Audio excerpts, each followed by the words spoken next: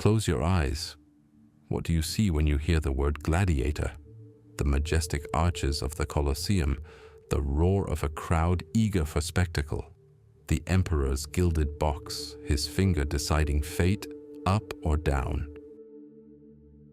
The gleam of polished armor, the crack of breaking shields, and the arena sand darkened with blood under the scorching Italian sun. It's a powerful, unforgettable image. It's imprinted on our culture by films and books. Now, forget all this. Because this isn't the beginning of history. It's its grand, bloody finale. Our journey begins not amid imperial marble and deafening noise, but in a place far more modest, quiet, and somber. Let's rewind time. Not a century, but almost 3.5 centuries. The year is 264 BC. Rome is not yet the ruler of the world, but merely a growing aggressive republic battling for supremacy on the Italian peninsula. Its streets are not yet paved with marble. They are dusty, narrow, smelling of smoke from fireplaces, leather, and cattle. It is here, to the Forum Boarium, the cattle market, that we are heading. There is no amphitheater here, no stands. There is only packed earth surrounded by temporary wooden platforms for spectators. The reason for the gathering was neither a celebration nor a triumph. The reason was death. A nobleman, the former consul Decimus Junius Brutus Pera, had died. His sons Marcus and Decimus decided to honor their father's memory in a way no one in Rome had ever done before. They held a munus in his honor. Remember this word, munus. Translated from Latin, it means duty, obligation, offering. This is not entertainment. It is a sacred ritual, a bloody sacrifice intended to appease the spirit of the deceased. The ancients believed that the shadows of the dead thirsted for blood, and that shedding it at the grave aided the soul in the afterlife. This cruel idea did not originate in the Roman mind. It was borrowed from their neighbors, the enigmatic Etruscans, whose tomb frescoes depict similar funerary duels. But it was the sons of Brutus who first brought this custom to the heart of Rome. And so, in the bull market, before a small crowd of relatives, friends, and simply curious onlookers, the fighters were brought out. Not renowned champions, not volunteers seeking glory. Just 3 pairs of slaves, purchased especially for this day. We don't know their names. History hasn't preserved them because they were unimportant. They were merely vessels for sacrificial blood. Imagine the scene. No gilded armor. No elegant plumed helmets. The simplest weapons, a short sword, a simple shield, perhaps some rough leather armor. No rules, no referees. The goal was one, to kill the opponent. The fight was likely brief, clumsy, and desperate. This was not a duel of masters, but a furious clash of men who understood that only the death of the other would grant them a few more moments of life. The sound of swords striking the wood of shields was dry and sharp.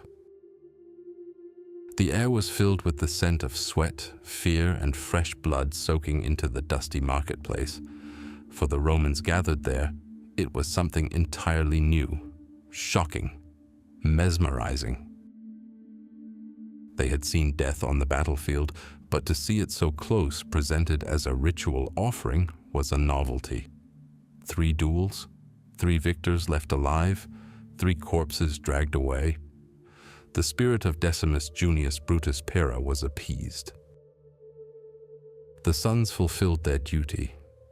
Little did they know that on that day, in a filthy cattle market, they planted a seed that would grow into one of the most grandiose and monstrous phenomena of the ancient world.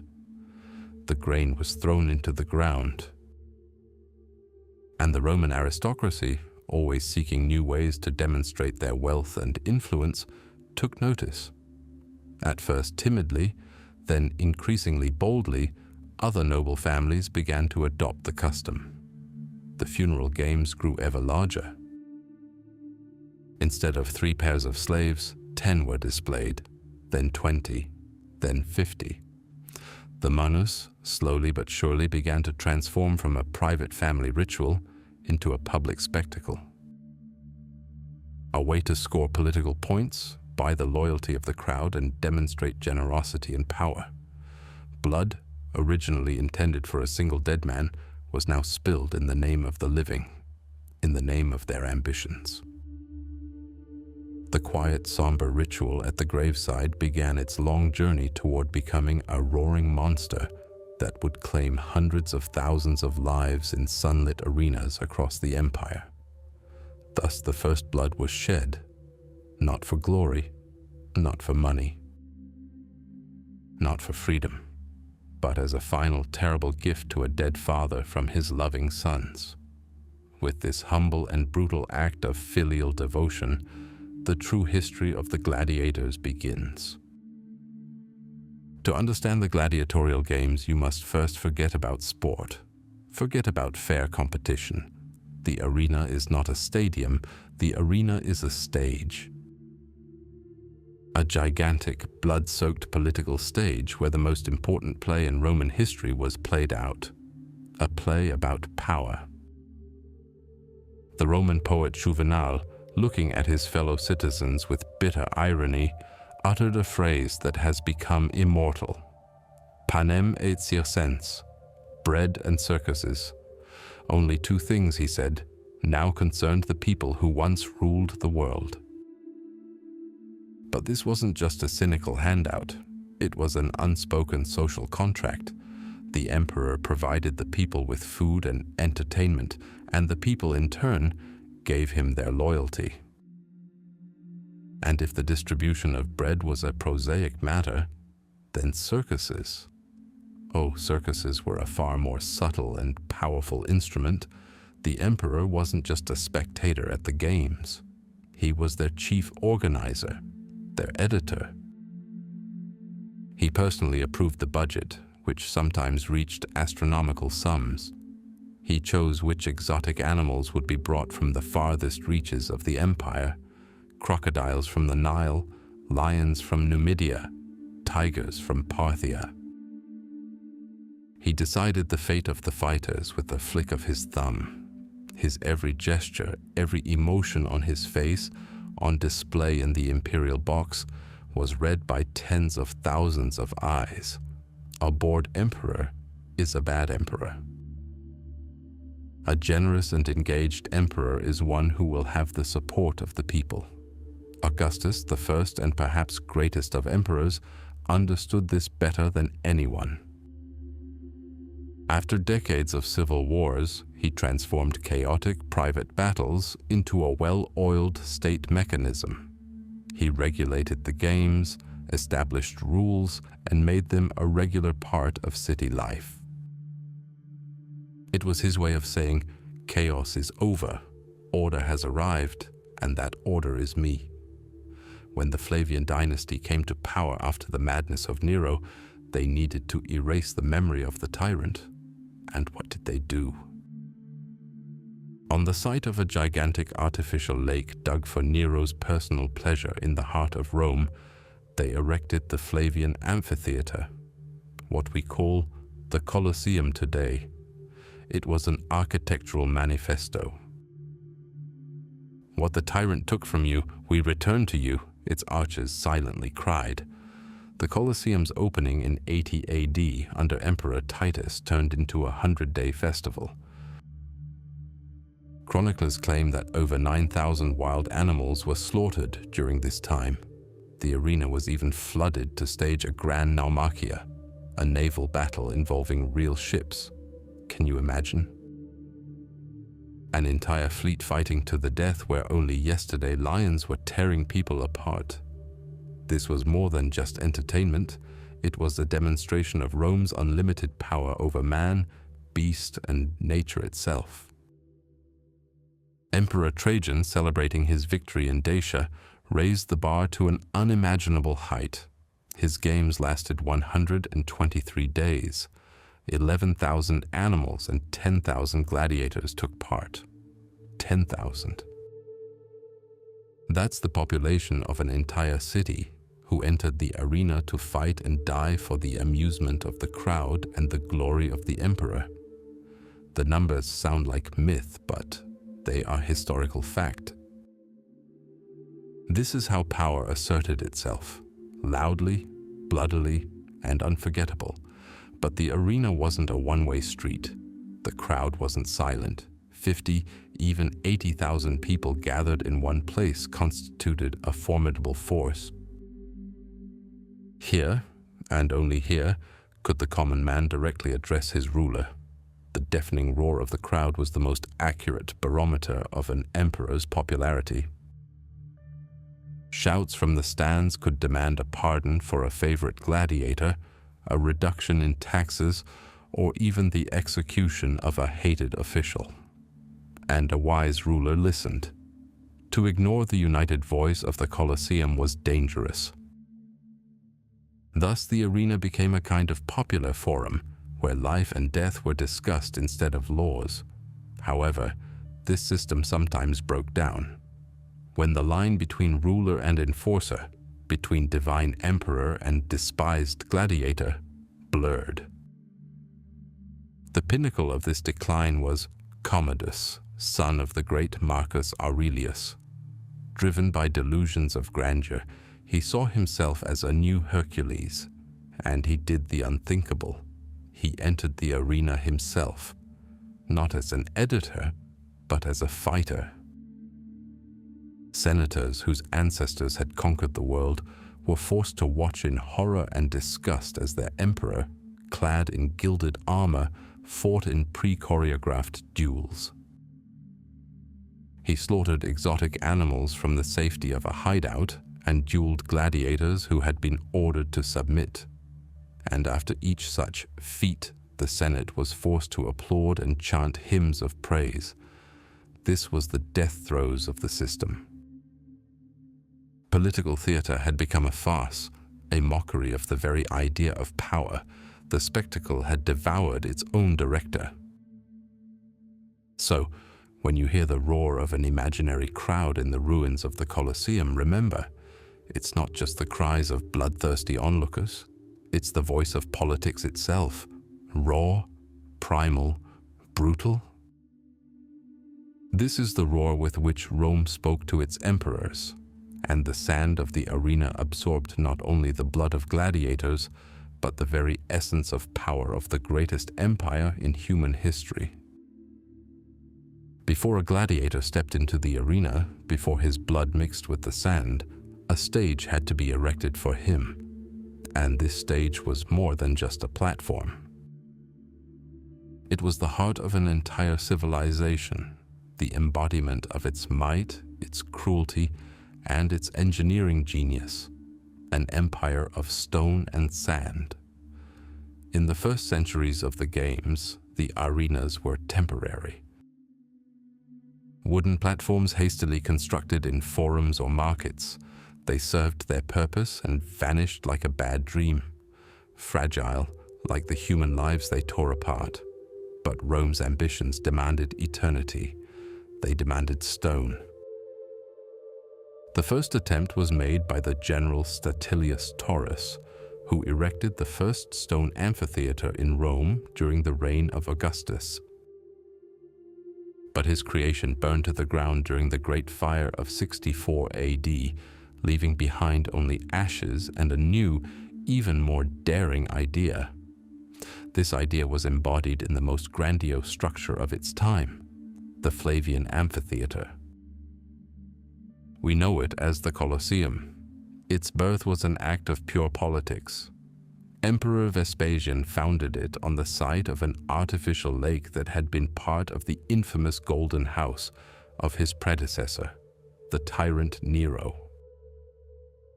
Where one reveled in luxury and solitude, another bestowed a spectacle upon tens of thousands. It was a gift to the people, but a gift that constantly reminded who was in charge. 10 years. It took just 10 years to excavate and assemble 100,000 cubic meters of travertine. The stone was held together with 300 tons of iron clamps.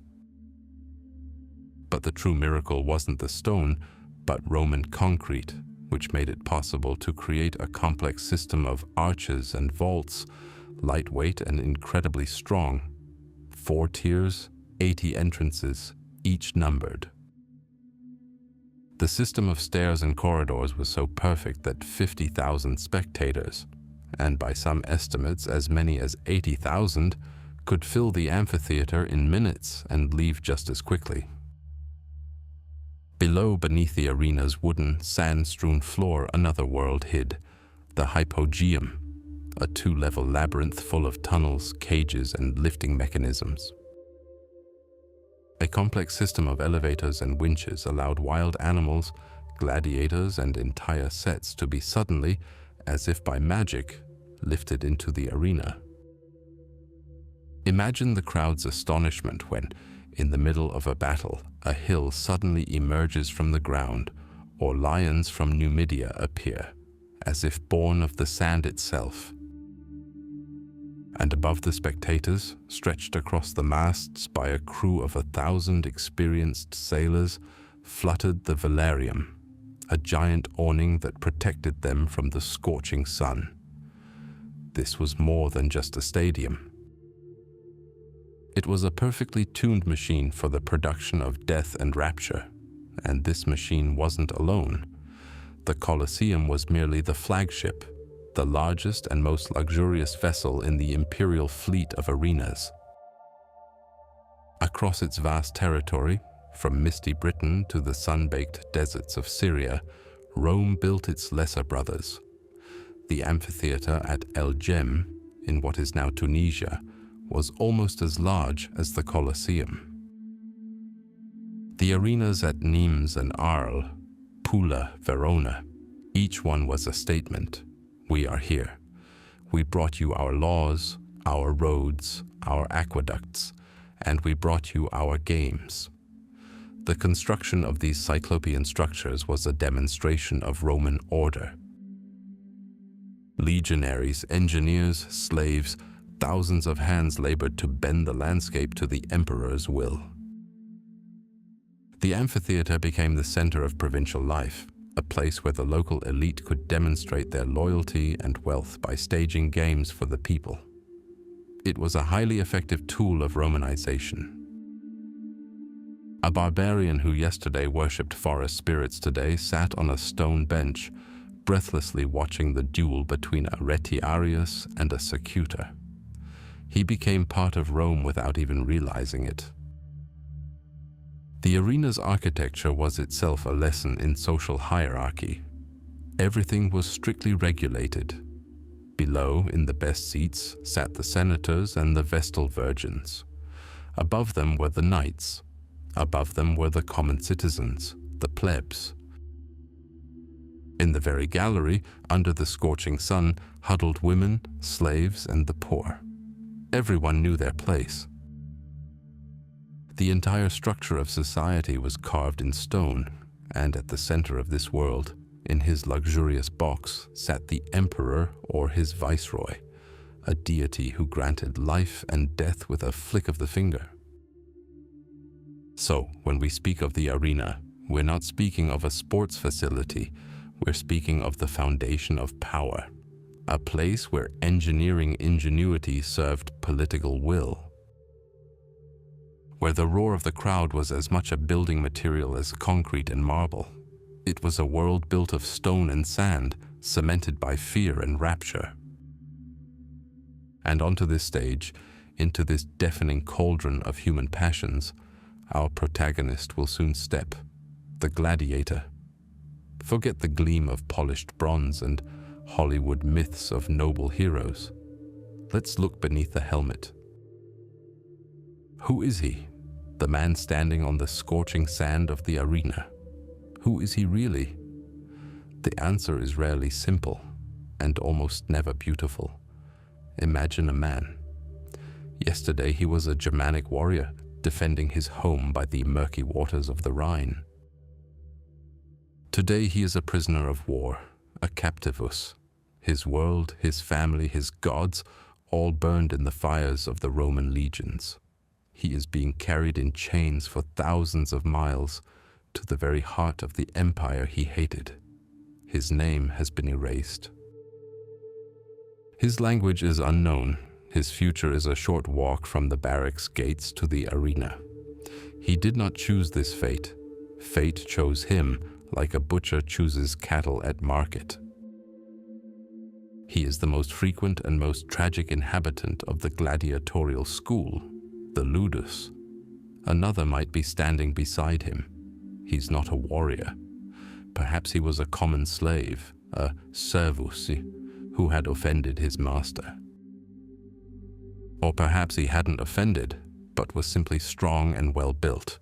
He was sold, not to a villa, not to a quarry, but to a lanista, a trader in live goods for the arena. For him, this is simply an exchange of one kind of slavery for another, bloodier and, oddly enough, more honorable. But he had no ounce of will in this. He is an object passing from hand to hand. But here's the third, and his story is quite different. He is a damnatus ad ludum, condemned to the games. He is a Roman citizen who has committed a grave crime, murder, arson, treason. The court gave him a choice, if you can call it a choice: be torn to pieces by wild beasts immediately, or become a gladiator. By fighting, he gains a slim chance. A chance to live another day, another month. If he survives and proves his skill for 3 years, he might earn a wooden sword, a rudis, a symbol of liberation. But 9 out of 10 like him will never see their 10th fight. For him, the arena is a reprieve from the death sentence, stretched out over months of pain and fear.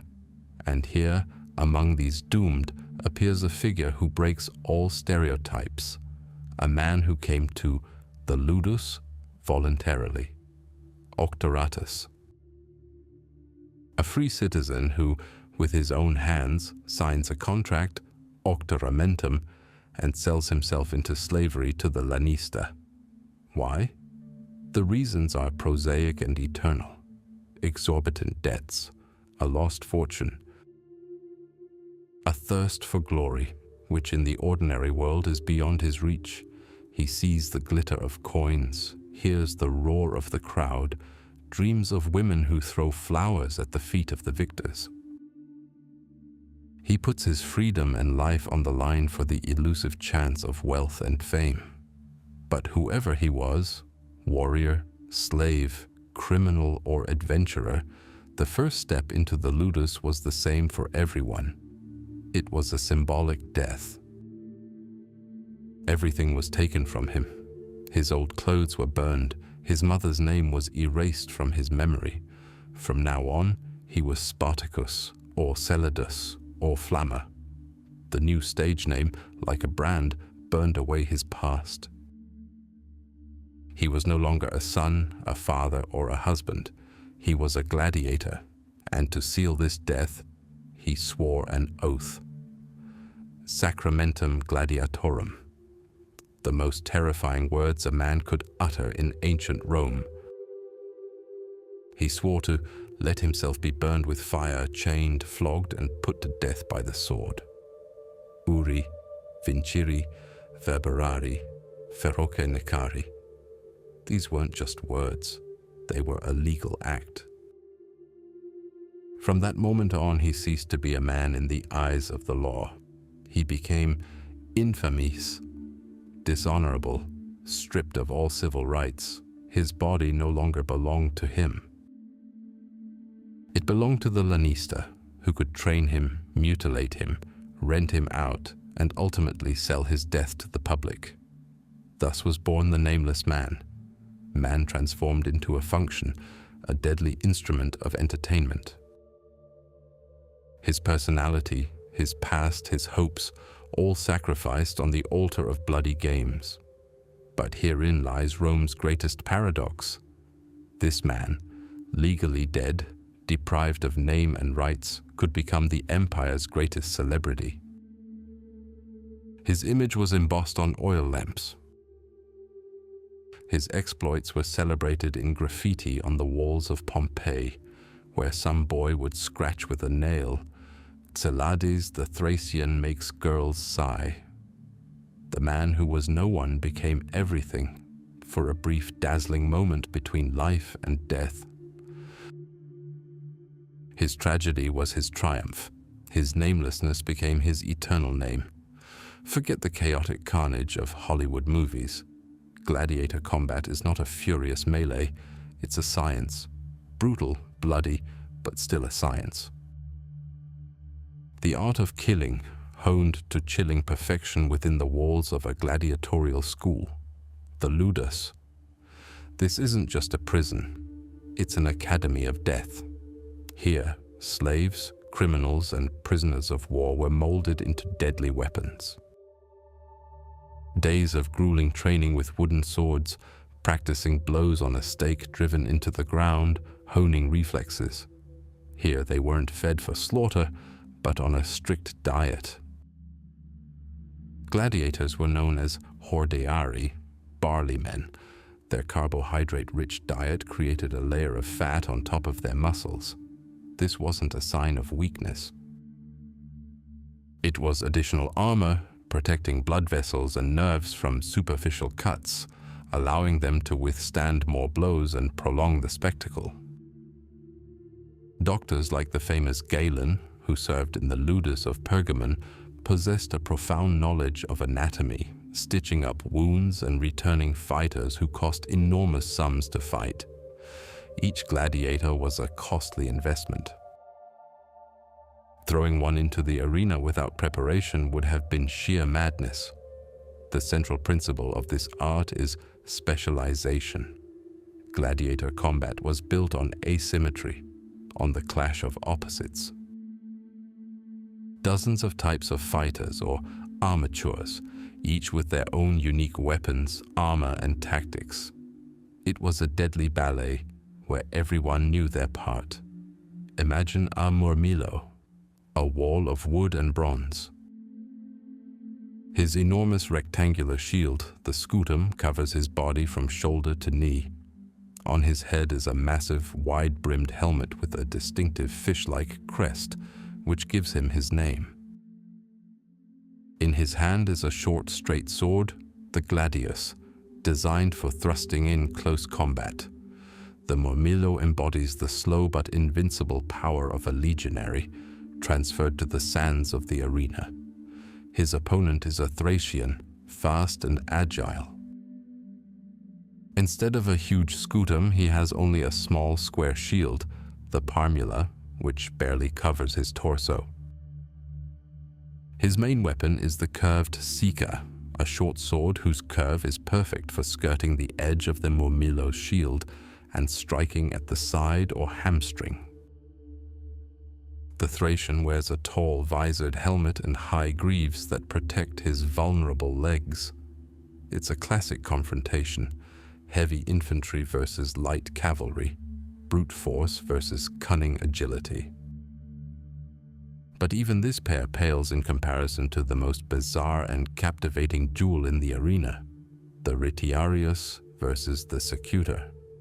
It's pure theatrical spectacle, the embodiment of a struggle between opposites. The retiarius, the man with the net, enters the arena nearly naked. His only defense is a pauldron, the manica on his left arm and a metal shield, the galirus, protecting his shoulder and neck. His weapons are the tools of a fisherman, a heavy lead net, a trident, and a short dagger. He is vulnerability itself. He is fast, light, and deadly at a distance. His goal is to entangle his opponent in the net, throw him off balance, and strike him with his trident. His enemy, the secutor, or pursuer, is his polar opposite. He's clad in armor. He carries the same enormous shield and gladius as the Momilo, but his helmet, it's unique, smooth, streamlined, with 2 tiny eye holes. There are no crests, no decorations, nothing for the Retiarius's net to snag. This helmet offered a terrible view, was unbearably hot, and made breathing difficult, but it was the perfect tool for its single purpose. The Secutor had to constantly pursue the Retiarius, giving him no room to cast his net, trying to corner him and crush him with his bulk and power. It was a battle of endurance and speed, cunning and strength. A battle between fisherman and fish, embodied in human flesh, and above all this chaos towered the figure of the judge, the Summa Rudis. Dressed in a white tunic and carrying a long staff, he ensured that the rules were followed. Yes, these bloody games had rules. Certain strikes were forbidden, and the fight could be stopped to allow the fighters to catch their breath. The judge and his assistants prevented the bout from degenerating into a chaotic massacre. They demanded art. They demanded technique. The blow had to be not just strong, but clean, ad digitum, to the finger, as the Romans said when a fighter surrendered by raising his index finger. Try to imagine yourself there for a moment. You're standing on scorching sand, soaked in blood and sweat. The weight of your armor presses down on your shoulders. Your breath hitches in your tight helmet, which turns the world into a narrow slit filled with the distorted cries of tens of thousands of spectators. You don't see the crowd, you hear it. A deafening, faceless roar that demands one thing from you: to kill professionally, to kill beautifully. Because in the Colosseum arena, mere death wasn't enough. It required spectacle.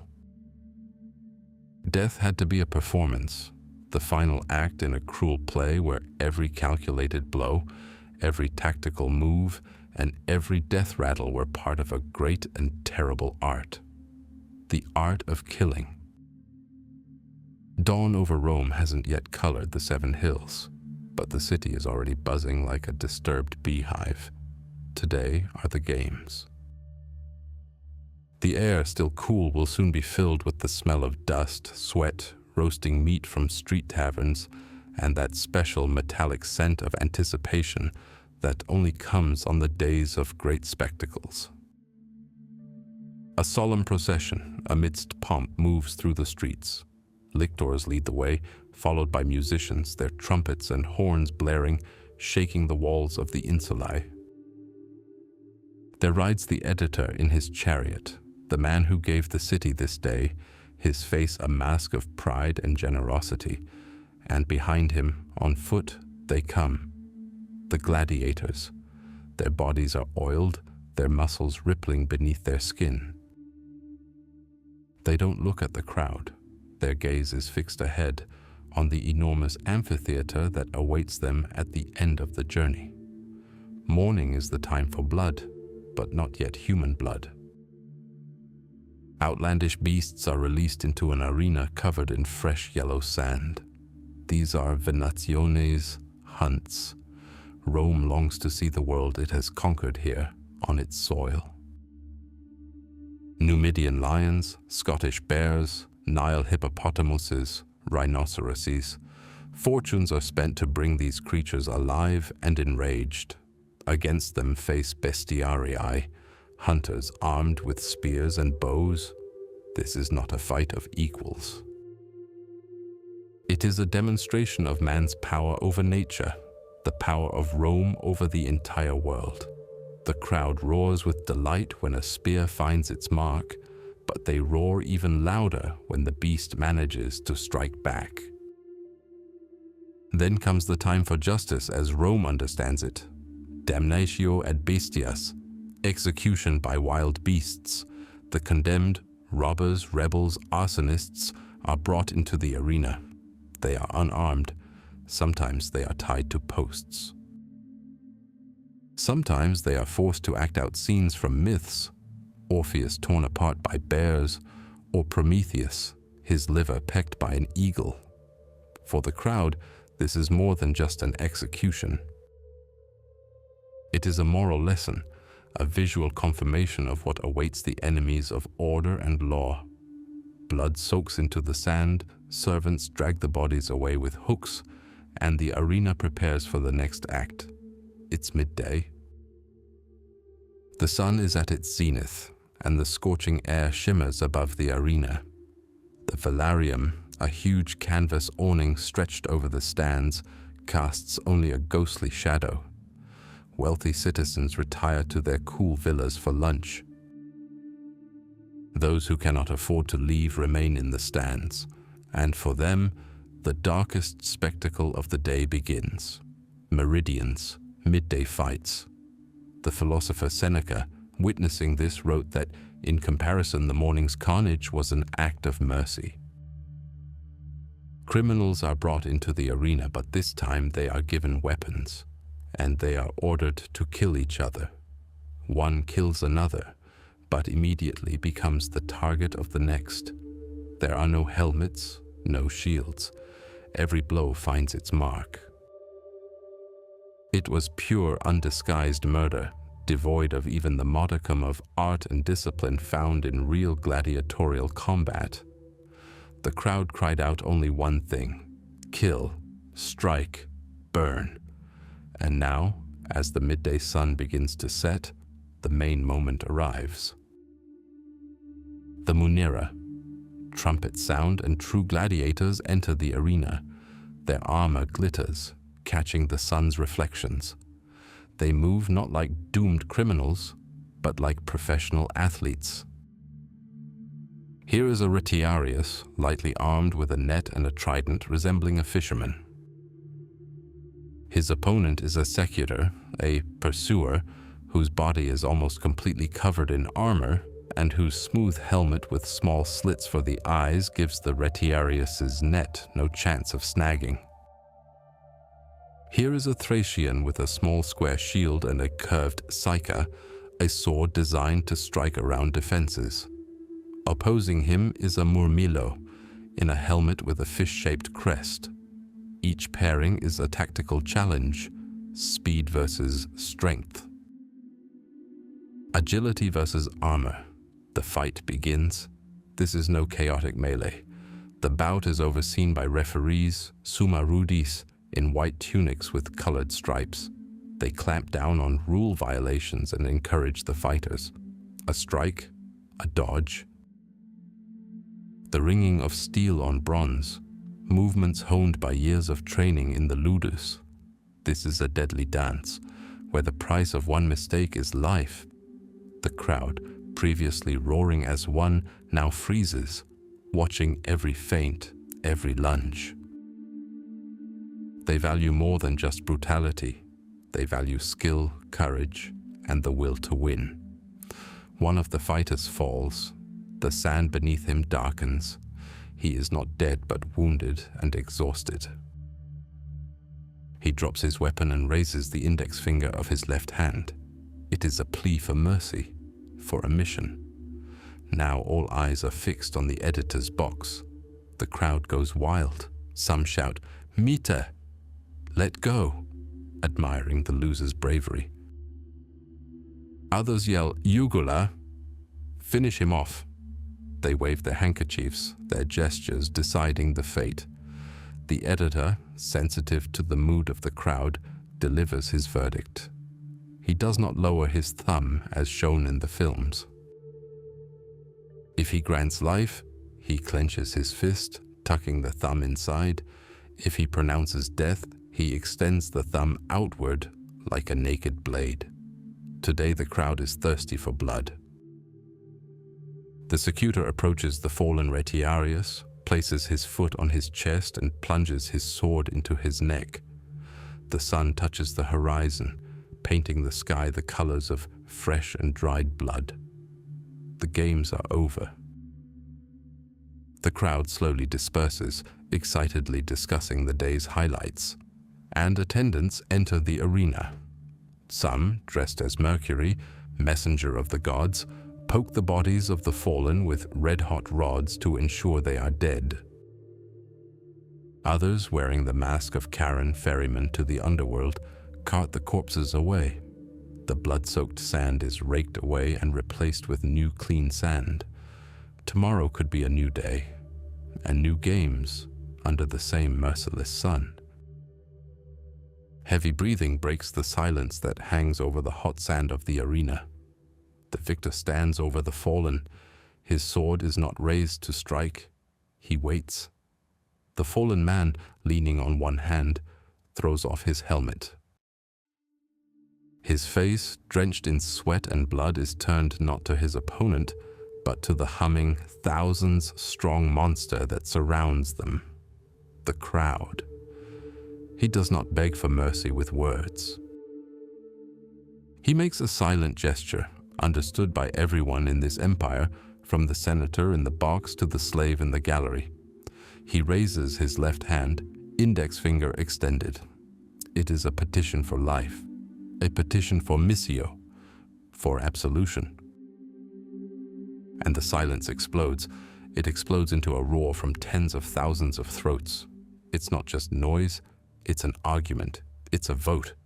From one side of the arena comes a booming, demanding cry, "Ugula! Ugula! Cut him! Finish him!" The other half of the amphitheater echoes, chanting, "Mita! Mita! Let him go. He deserves to live." This wave of sound shakes the marble benches and crashes against the walls of the Colosseum. This is the verdict of the crowd.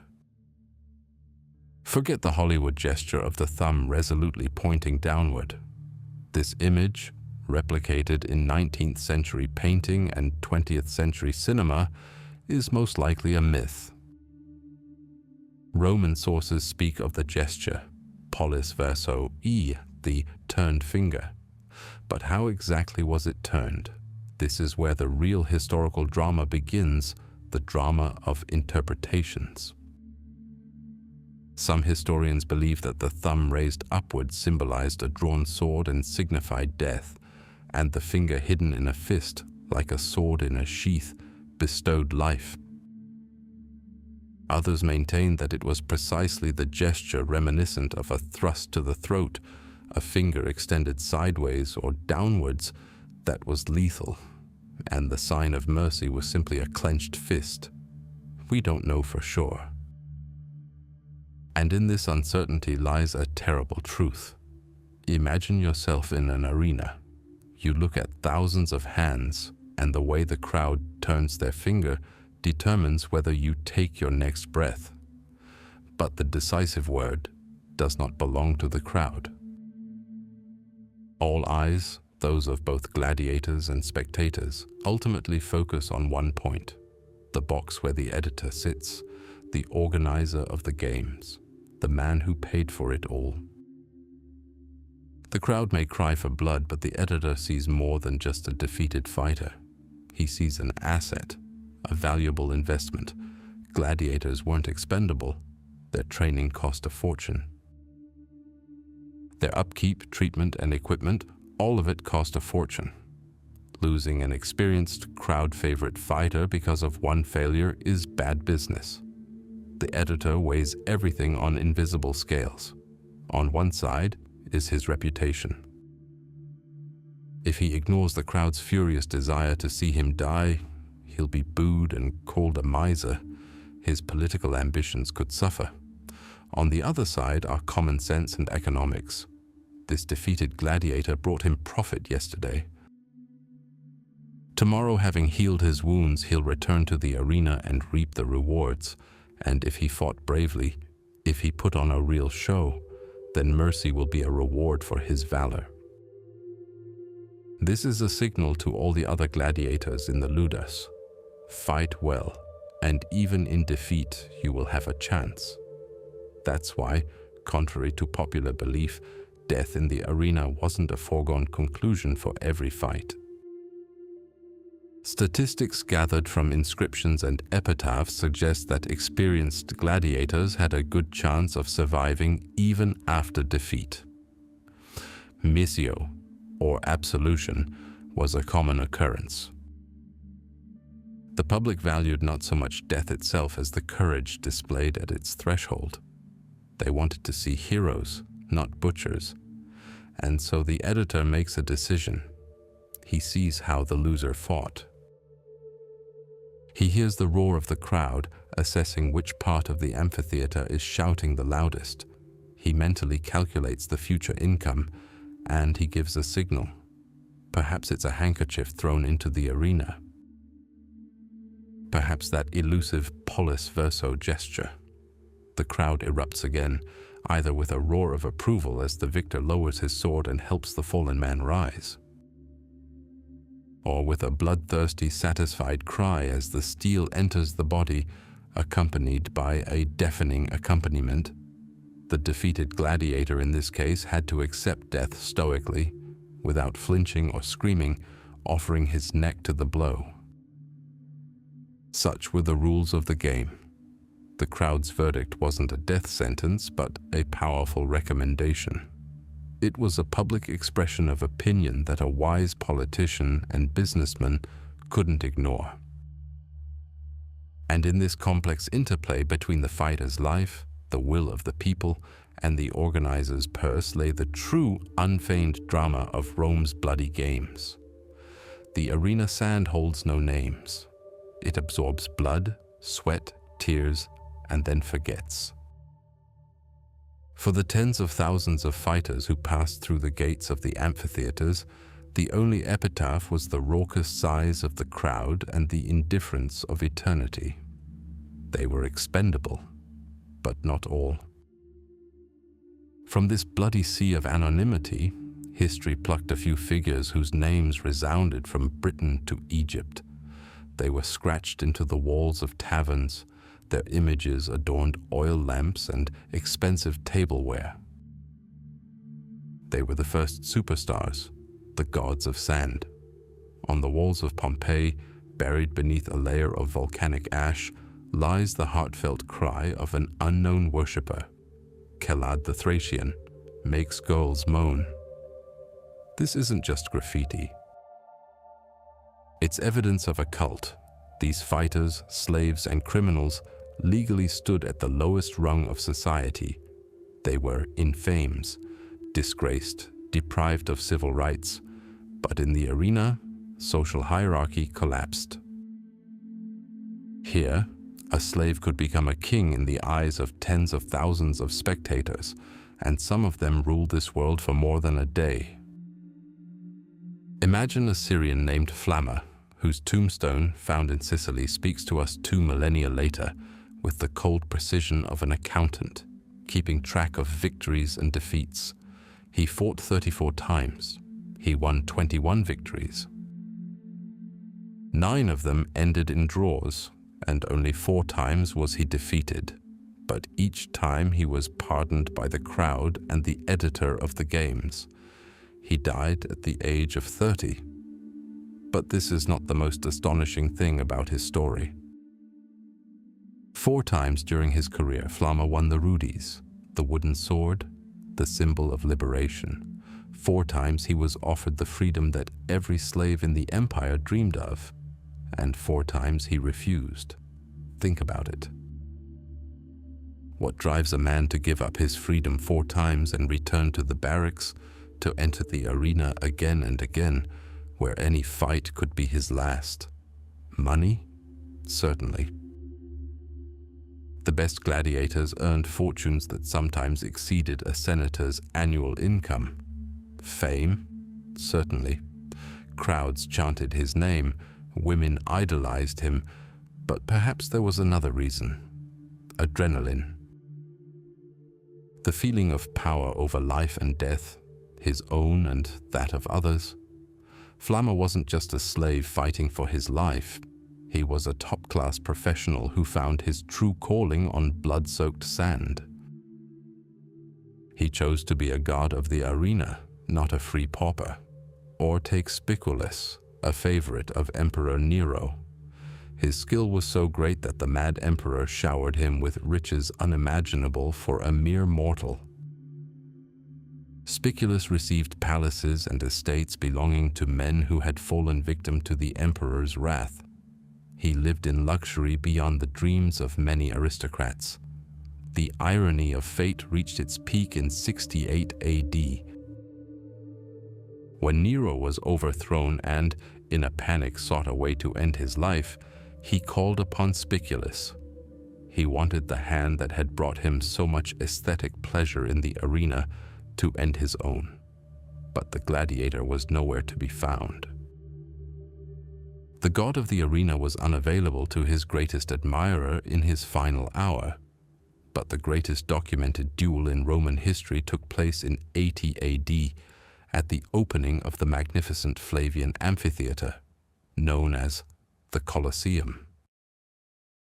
Emperor Titus staged a 100-day game of unprecedented scale, and on one of those days, two gladiators, Priscus and Varus, entered the arena.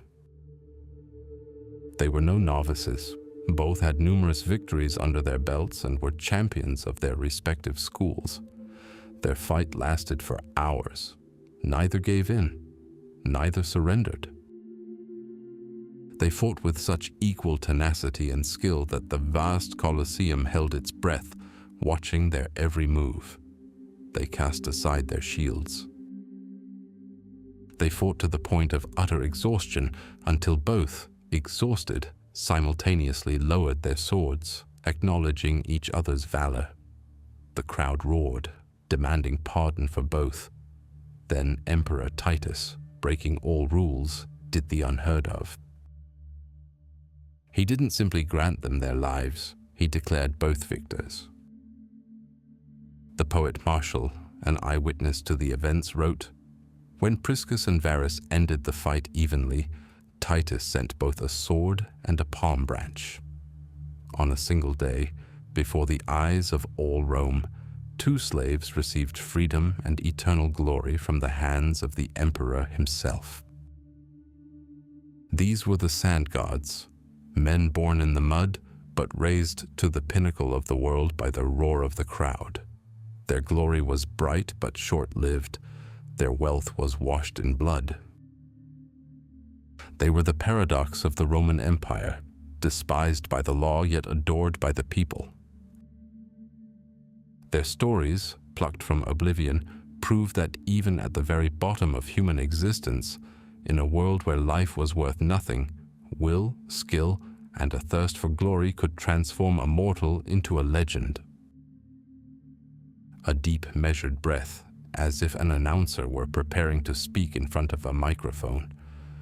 The arena absorbed more than just human blood. Sometimes the sand would take on a different, darker hue and exude the wild, musky scent of fear and rage. It was the day of the hunt, the day of the venatio, a spectacle the Romans valued no less, and sometimes more, than gladiator duels. For in the clash between man and beast, they saw more than just carnage, but the very essence of their civilization: order conquering chaos. Rome taming the wild before the eyes of an adoring crowd. Lions from Numidia, their manes scented with savanna dust, striped tigers brought from distant, almost mythical India, bears from the mountains of Caledonia, panthers, leopards, giant aurochs from the German forests. Each exotic animal released into the arena was a living trophy, a symbol of the boundless power of an empire whose legions reached the farthest corners of the known world. It was a demonstration of power embodied in roars and agony, an opera of death staged on sand. But true power didn't always wear armor and brandish a sword. Sometimes it hid behind a purple toga and translucent silk. Look at the imperial box, at the pulvinar. There, next to the emperor, sit women whose names will be whispered for centuries to come. And their arena wasn't just the Colosseum. Their arena was all of Rome. Claudius's third wife, Valeria Messalina. Young, dazzling, and even then, at not quite 20, wielding power most men in the Senate could only dream of. She sat in a box, accepting the adoration of the crowd, a goddess incarnate. And beneath the marble vaults of the palace, her own, far more dangerous hunt unfolded. Her victims were senators, her prey their estates, her trophies the heads of those who stood in her way. The drama reached its peak in 48 AD. While Emperor Claudius was in Ostia, Messalina staged a public wedding in Rome with her lover, Senator Gaius Silius. It was more than just treason. It was a challenge. An attempted coup d'etat, carried out with the recklessness of a wildcat confident in its own invulnerability. But she miscalculated. Palace intrigues proved more terrifying than any beast in the arena. Her hunt ended with the order for her own execution, given by her own confused and humiliated husband.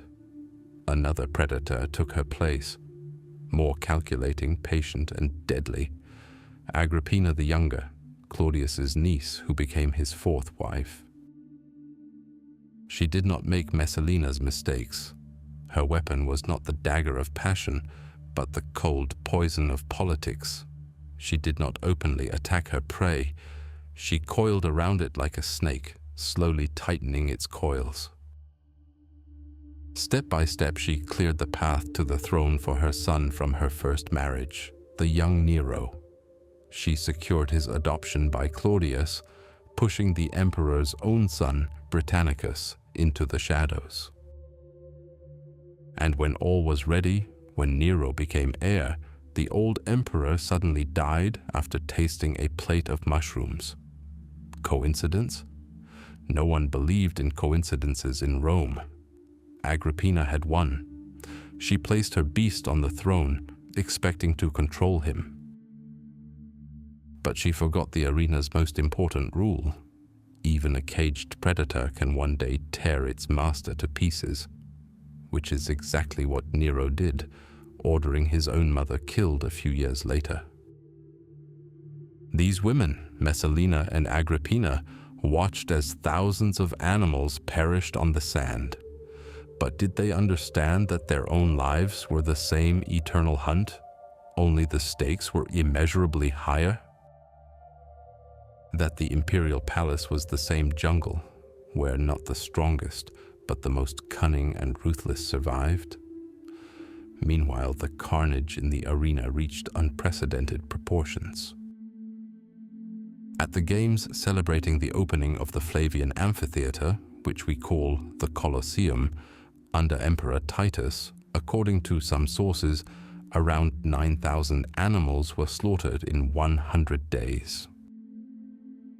And Emperor Trajan, celebrating his victory over the Dacians, staged games that lasted 123 days. 11,000 wild animals entered the arena. Imagine it, elephants fighting each other, rhinoceroses impaling bears, crocodiles released into a specially flooded arena. Even a giraffe, a strange and harmless creature, was killed for the amusement of the crowd, who were perhaps seeing such a marvel for the first and last time in their lives.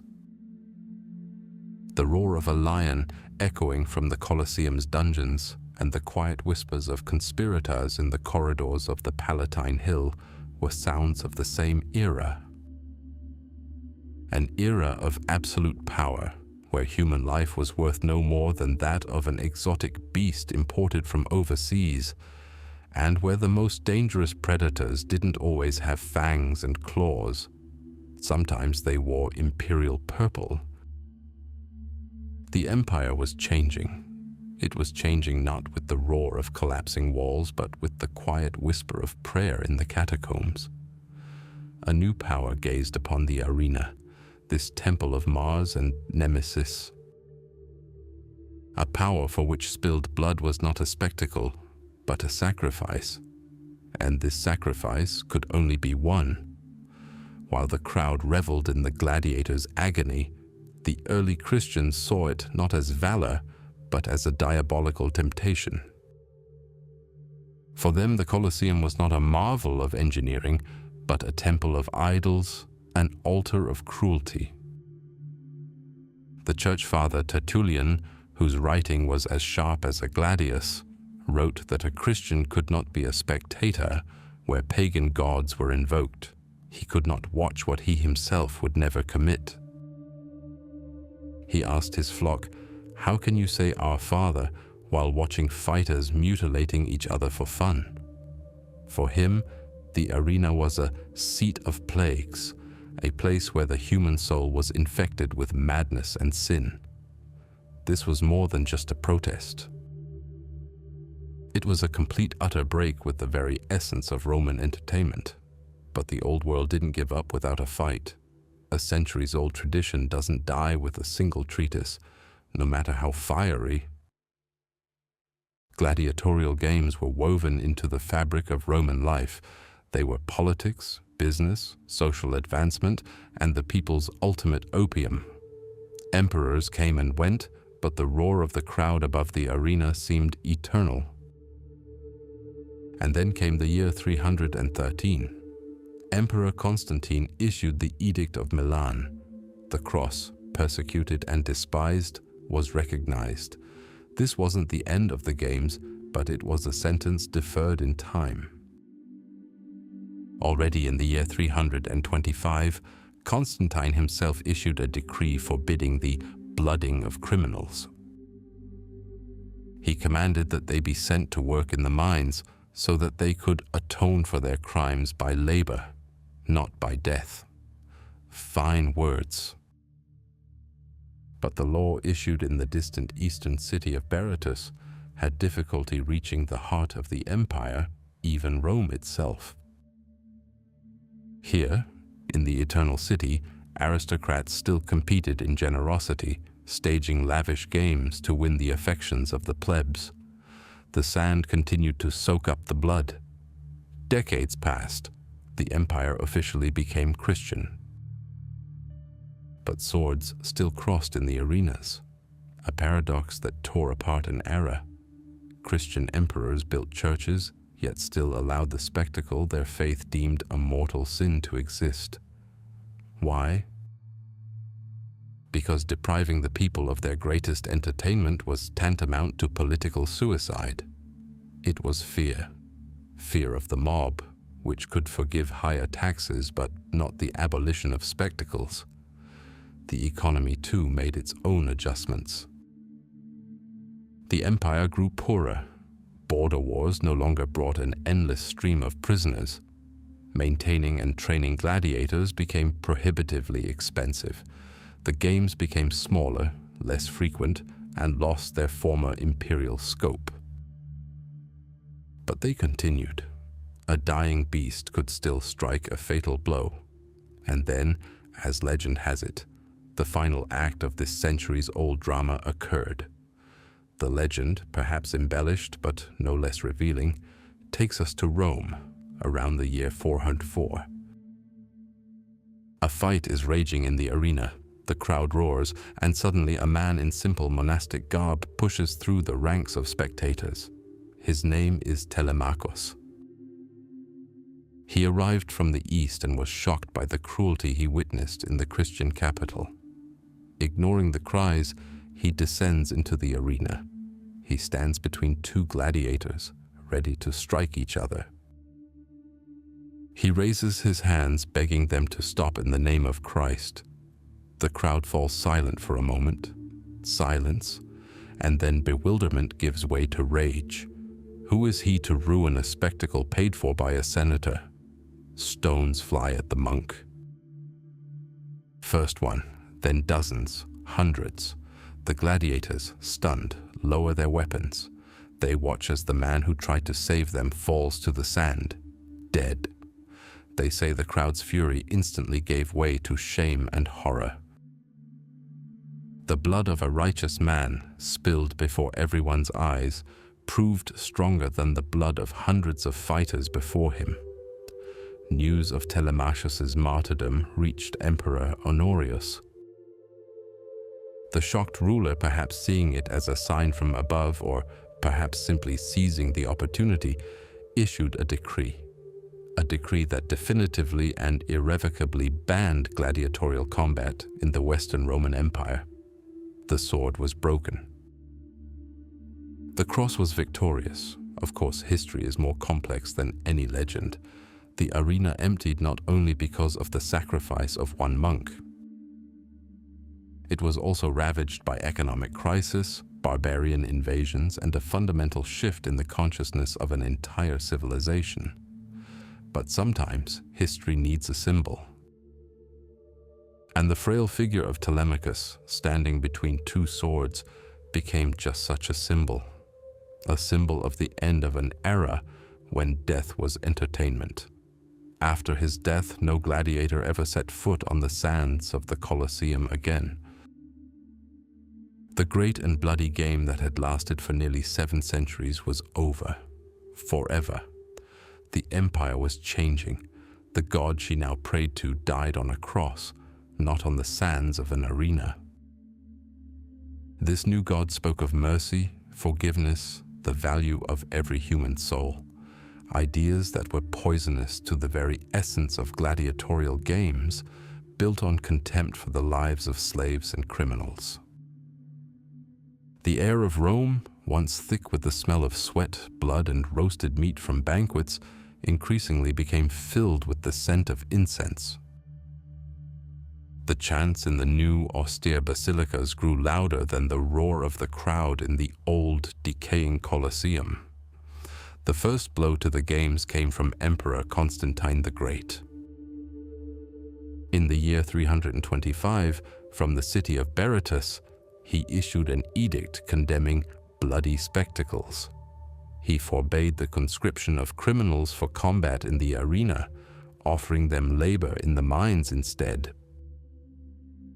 This wasn't a complete ban, but it was a dire omen.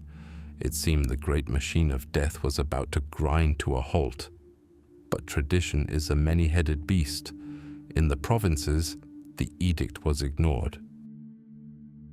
Even in Rome itself, the nobility, clinging to old customs, found loopholes. The games continued, albeit on a smaller scale. Blood still flowed onto the sand, but now it was volunteers and prisoners of war, not convicted criminals, who shed it. The beast was wounded but not killed. Decades later, the voices opposing the games resounded with renewed vigor. Ambrose of Milan, a powerful bishop whose words were heeded by Emperor Theodosius himself, called the arena a school of cruelty. Augustine of Hippo, one of the greatest minds of the era, described in his Confessions how his friend Alypius, who hated the games, was dragged into the amphitheater against his will. At first he closed his eyes, but the crowd's roar as the gladiator fell forced him to look. And in that moment, seeing the blood, he drank wildness and became part of the frenzied crowd, intoxicated by the carnage. Christian thinkers struck at the very heart of the games. They corrupted not only the body but also the soul. They transformed man into a beast, reveling in the agony of others. But to kill the beast, a sacrifice was needed, not a treatise. And one came. The first day of the calends of January 404, Rome, the Colosseum. The crowd had gathered for the latest games staged by the praetor. The spectators were eager for the familiar spectacle, honed movements, the gleam of steel, the death rattles. And then, as two gladiators met in the center of the arena, ready to begin their deadly dance, the unthinkable happened. A man descended from the spectator aisle, pushing aside the crowd into the arena. He was dressed in simple monastic robes. His name was Telemachus, and he had come to Rome from the east with a single purpose. He stood between two armed fighters. He raised his hands, calling for them to stop. His voice, solitary and clear, rang out across the astonishingly silent arena. "In the name of Christ, stop this madness," he shouted. The gladiators froze in bewilderment. But the crowd, whose anticipation had been so rudely interrupted, did not remain silent for long. At first a murmur arose, then it grew into angry shouts. Who was this stranger who dared interrupt their sacred entertainment? The praetor in charge of the games, with lazy irritation, ordered the fanatic removed, but the crowd decided otherwise. Stones thrown in righteous anger at the spectacle ended his life. The fury of the crowd, deceived in their expectations of a bloody spectacle, fell upon the one who dared offer them salvation instead of death. The monk Telemachus fell upon the very sand he had tried to cleanse with his preaching, and his blood became the last spilled in a gladiatorial fight in the Colosseum. News of the holy man's martyrdom reached the imperial palace in Ravenna. Emperor Honorius, renowned for his piety, was shocked. The death of an unarmed monk at the hands of a mob bent on killing others was the final straw. He issued a decree, categorical, final. All gladiatorial schools were closed. Human combat, munera gladiatoria, was banned throughout the Western Roman Empire forever. The Colosseum didn't fall silent overnight. Honorius's decree didn't address animal baitings or venationes. For over 100 years, bestiari entered the arena to battle leopards, bears, and lions. The last such performance of which we have a record took place in 523. But it was already a ghost of its former glory, an echo. The great drama of human life and death had departed these walls, and then the Colosseum itself fell silent. Earthquakes toppled part of its southern wall. The great aqueduct that fed Rome was cut by barbarians, and the amphitheater's gigantic basin could no longer serve as a stage for naval battles. The wind blew across the empty tiers where 50,000 people had once sat. Roman aristocratic families converted its arches into fortresses. Artisans set up workshops within its vaults, and then, century after century, the world's greatest amphitheater was converted into a quarry. Its marble, its travertine, its bricks were hauled away to build new palaces and churches, churches of the very god whose follower had died in the arena. The Colosseum, built to glorify death, was dismantled to give birth to a new Rome.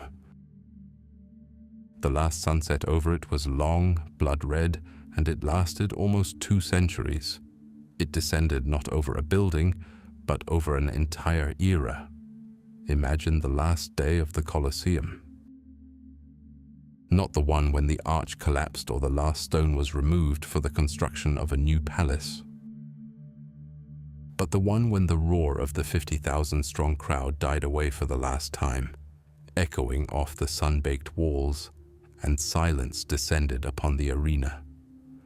A different silence. Not the kind that comes after a fatal blow, but the kind that comes after the end of an era. How did the loudest sound of the empire fade away?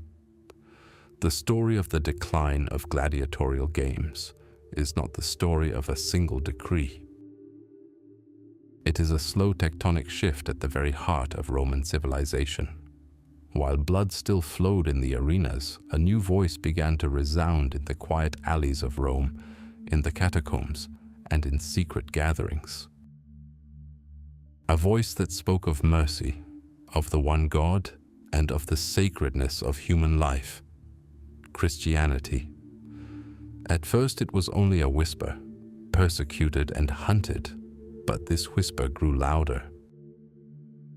In 313, Emperor Constantine the Great issued the Edict of Milan, granting Christians freedom of religion. This was the first toll of the bell.